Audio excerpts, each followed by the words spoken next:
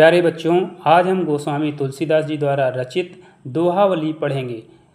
बच्चों, सबसे पहले तो आप सबको पता होगा कि ये दोहावली पाठ है और इस पूरे पाठ में बहुत सारे दोहे होंगे। तो इन बहुत सारे दोहों के अलग अलग संकेत और प्रसंग और व्याख्या होंगे, लेकिन जो संदर्भ होता है वो पूरे चैप्टर का, पूरे पाठ का एक ही होता है। और संकेत जो होता है वो हम पूरे चैप्टर का एक ही बना रहे हैं। उसके बाद प्रसंग और व्याख्या अलग अलग दोहों का अलग अलग बताएंगे। संकेत: श्री गुरु डैश डैश, आगे लिख देंगे लास्ट में विश्राम। तो ये हो गया हमारा संकेत। अब संदर्भ होगा, संदर्भ पूरे पाठ का एक ही होगा। तो प्रस्तुत पद्यांश हमारी पाठ्य पुस्तक हिंदी पुस्तक के दोहावली नामक पाठ से लिया गया है। कौन से पाठ से लिया गया है? दोहावली नामक पाठ से लिया गया है, जिनके लेखक कवि तुलसीदास जी हैं। जिनके क्या हैं? कवि कौन हैं? तुलसीदास जी हैं। तो आइए अब हम पहले दोहे से स्टार्ट करते हैं। तो हमारा पहला दोहा है: श्री गुरु चरण सरोज रज, निजमन मुकुर सुधारि, बरनहु रघुवर बिमल जसु, जो दायकु फलचारि। ये हुआ पहला दोहा। तो प्रस्तुत दोहे में तुलसीदास जी अपने गुरु भगवान राम के भक्ति का वर्णन किया है। व्याख्या: तो व्याख्या क्या होगी इसका कि तुलसीदास जी कहते हैं कि हे मनुष्य, तू अपने गुरु के जो कमल रूपी चरण हैं, उन चरणों की धूल से अपने मन रूपी निज मन मुकुर सुधार, मतलब अपने मन रूपी दर्पण को क्या कर? साफ करके, क्या करके? साफ करके। बरनहु रघुवर बिमल जसु, जो दायक फलचार। बरनहु रघुवर मतलब साफ करके भगवान राम, रघुवर श्री राम, विमल जसु विशाल यश का गुणगान कर। क्या कह रहे हैं तुलसीदास जी कि हे मनुष्य, हे मानव, तू अपने गुरु के कमल रूपी चरण की धूल से अपने मन रूपी दर्पण को साफ करके भगवान श्री राम के विशाल यश का गुणगान कर। तो इससे क्या होगा? जो दायक फलचार, इससे तुम्हें 4 फल, धर्म, अर्थ, काम, मोक्ष की प्राप्ति होगी। दूसरा दोहा है: राम नाम मणि दीप धरु, जीह देहरी द्वार, तुलसी भीतर बाहु, जो चाहसी उजियार। कि प्रस्तुत दोहे में, इस दोहे में कवि तुलसीदास जी भगवान राम के नाम की महिमा का वर्णन किया है। व्याख्या होगा, तुलसीदास जी कहते हैं कि हे मानव, अगर तू ज्ञान रूपी उजाला चाहता है तो राम नाम मणि दीप धरु, राम के नाम रूपी मणियों से बने हुए, राम नाम मणि दीप धर, मणियों से बने हुए दीपक को अपने हृदय में रख। क्या कर? कि हे मानव, अगर तू ज्ञान रूपी उजाला चाहता है तो राम नाम मणि दीप धरु, राम के नाम रूपी मणियों से बने हुए दीपक को क्या कर? अपने हृदय में रख ले। जीह देहरी द्वार, जिस प्रकार से घर के दहलीज पर रखा हुआ दीपक घर के अंदर और बाहर प्रकाश फैला देता है, तो तुलसी भीतर बाहुरों, तुलसीदास जी कहते हैं उसी प्रकार राम नाम रूपी दीपक हृदय में रखने से जो चाहस उजियार, तुम्हारे अंदर और बाहर ज्ञान रूपी उजाला हो जाएगा। तो तुलसीदास जी क्या कह रहे हैं, फिर से एक बार समझ लेते हैं। तुलसीदास जी कहते हैं कि हे मानव, अगर तू ज्ञान रूपी उजाला चाहता है तो क्या करना है? राम नाम मणि दीप धरु, राम के नाम रूपी मणियों से बने हुए दीपक को अपने हृदय में रख ले। क्या कह रहे हैं कि तू क्या कर? राम के नाम रूपी जो मणियों से बने हुए दीपक हैं उनको अपने हृदय में रख ले। जीह देहरी द्वार, जिस प्रकार से घर के दहलीज पर रखा हुआ दीपक घर के अंदर और बाहर उजाला फैला देता है, उसी प्रकार तुलसी भीतर बाहर, तुलसीदास जी कहते हैं कि उसी प्रकार राम नाम रूपी दीपक को हृदय में रखने से जो चाहसी उजियार तुम्हारे अंदर और बाहर ज्ञान रूपी उजाला हो जाएगा।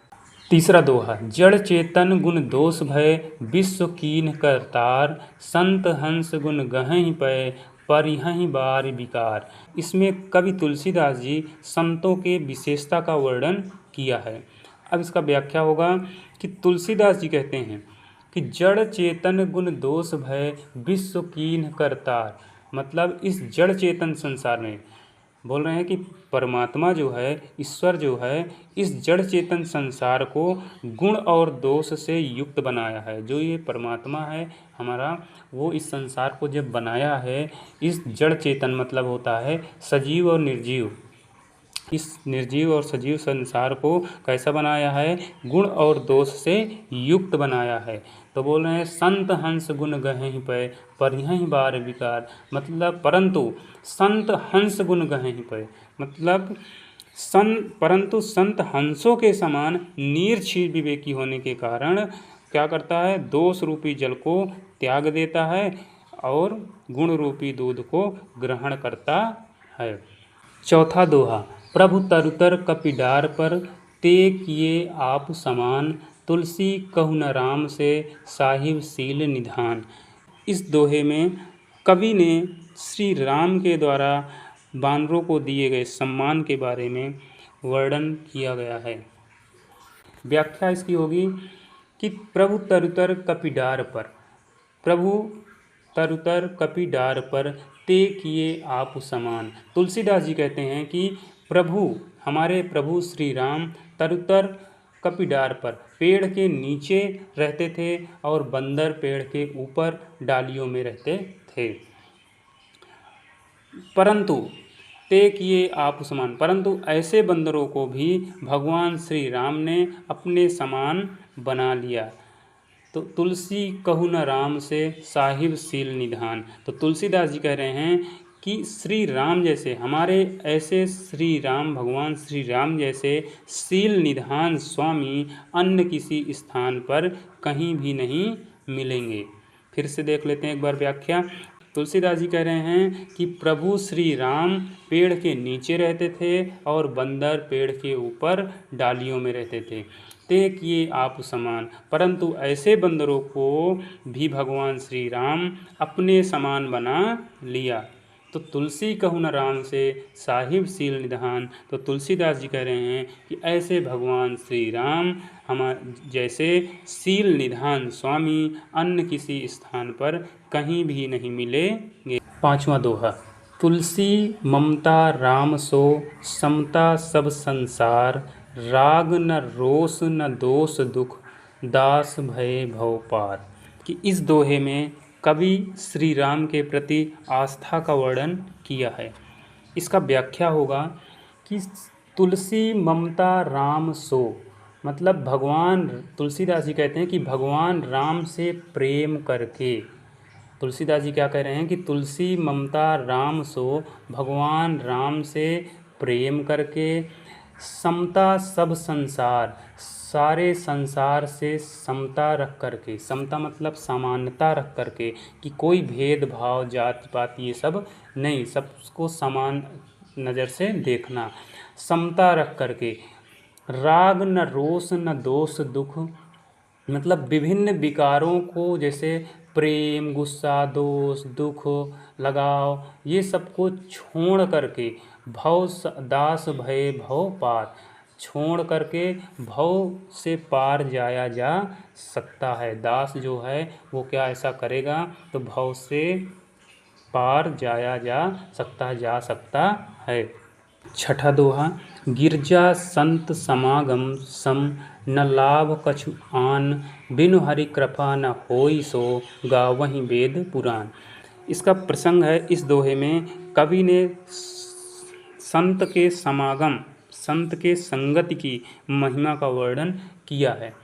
तो इसमें है गिरजा संत समागम सम, मतलब भगवान शिव भोलेनाथ माता पार्वती को समझा रहे हैं कि संतों के बिना, गिरजा संत समागम सम, कि संतों के समागम के समान और कोई लाभ कुछ है ही नहीं, कोई लाभ है ही नहीं, ना कछु लाभ ना लाभ कछु आन। बोल रहे हैं संतों के संगति के बिना, संतों के समागम के समान और इस दुनिया में और कोई लाभ है ही नहीं। बिनु हरि कृपा न होई सो गावहीं वेद पुराण।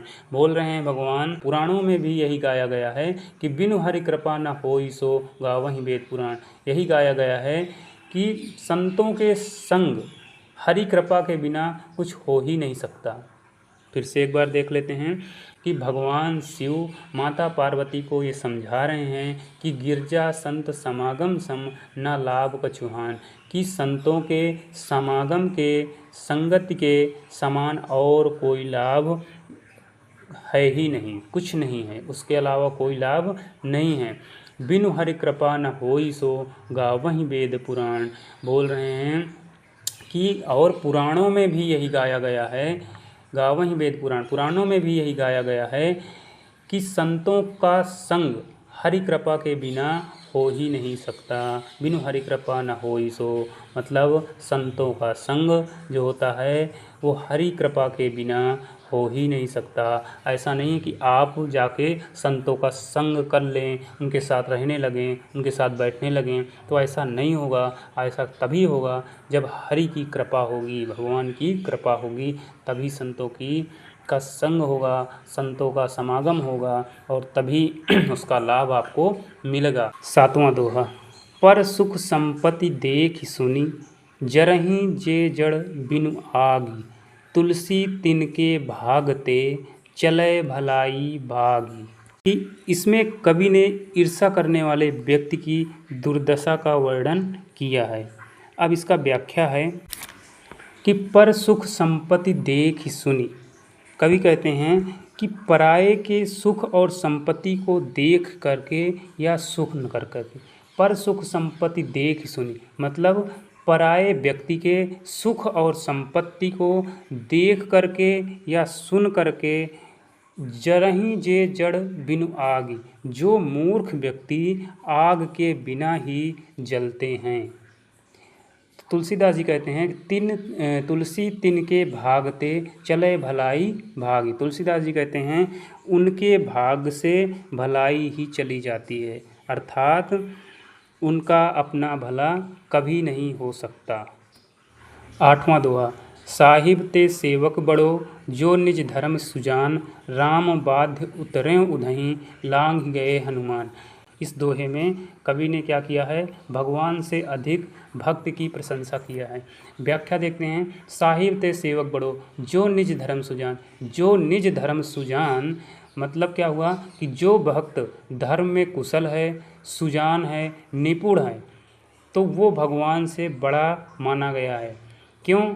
क्योंकि राम बाध्य उतरे उधहीं, क्योंकि लंका जाने के लिए भगवान श्री राम ने बांध बनाकर समुद्र को पार किए थे, लेकिन वहीं लांघ ही गए हनुमान। वहीं हनुमान जी भगवान के नाम से ही क्या किए, समुद्र को लांघ गए थे। फिर से देख लेते हैं एक बार कि जो भक्त, जो निज धर्म सुजान, जो भक्त धर्म में कुशल है, सुजान है, निपुण है, वो भगवान से बड़ा माना गया है। साहिब ते सेवक बड़ो, वो भगवान से क्या है, वो भक्त बड़ा माना गया है। क्यों?